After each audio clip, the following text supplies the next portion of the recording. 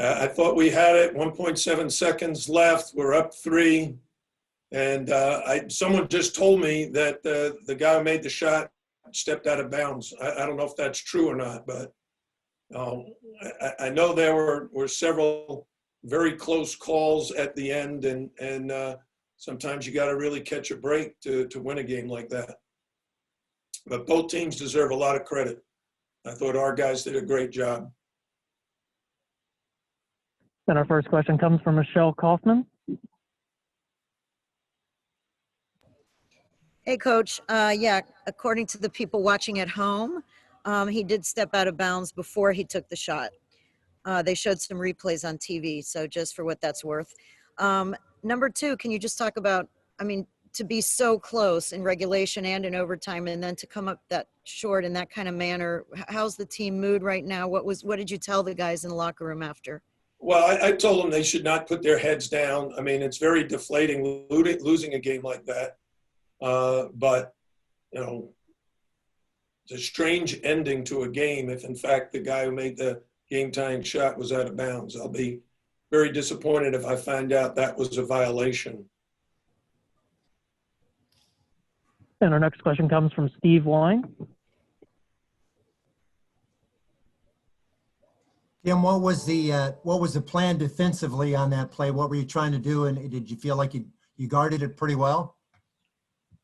Well, I'll have to go back and watch the video because I was really watching the man out of bounds.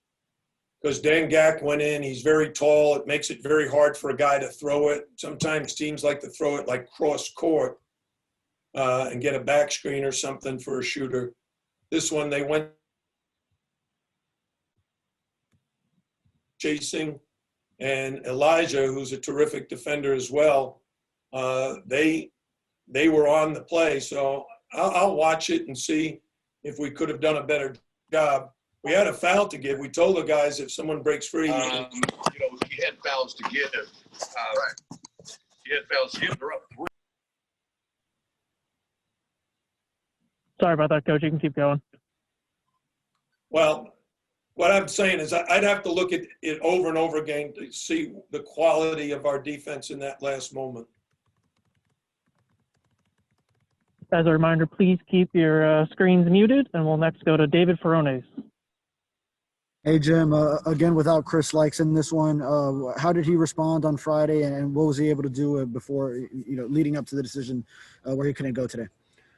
Yeah, he practiced on Thursday and Friday. He's definitely dramatically improved from where he was even a week ago, and we expect him back shortly.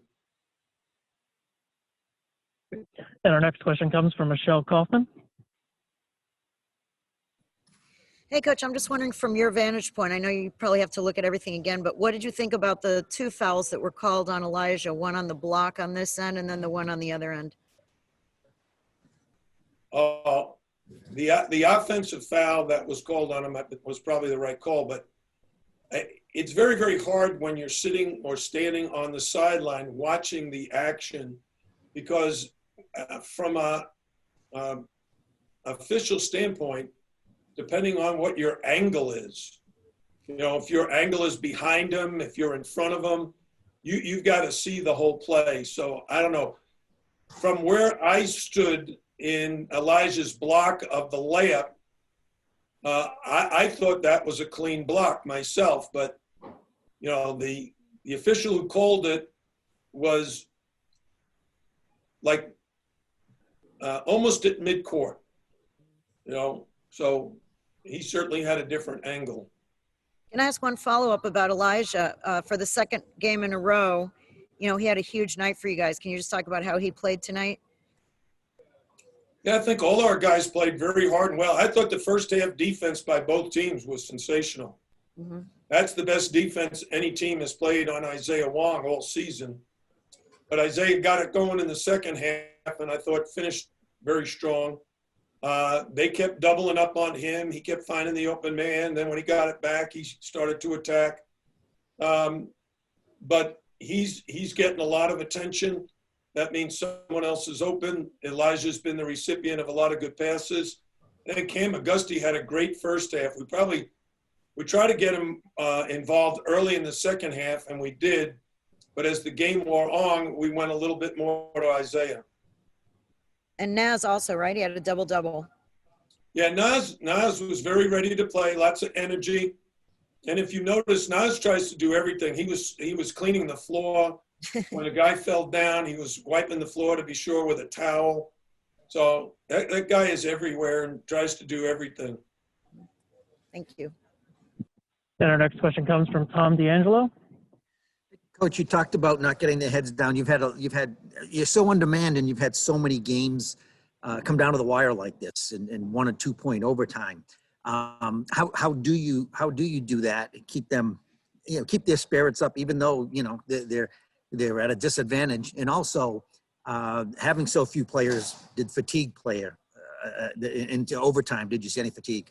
Well, I think fatigue is a factor because guys are playing so hard, and the length of the game, an extra 5 minutes obviously is more challenging, but it's same for the opponent. It's not like they played 8 or 10 guys. They played 7 guys, 8 guys, and we I thought executed very well. We did a great job. We were down 11 and we switched to a 2-3 zone and try to trap them out of it to change the tempo. And that seemed to work, got them off balance. We ended up tying the game and then went back man to man.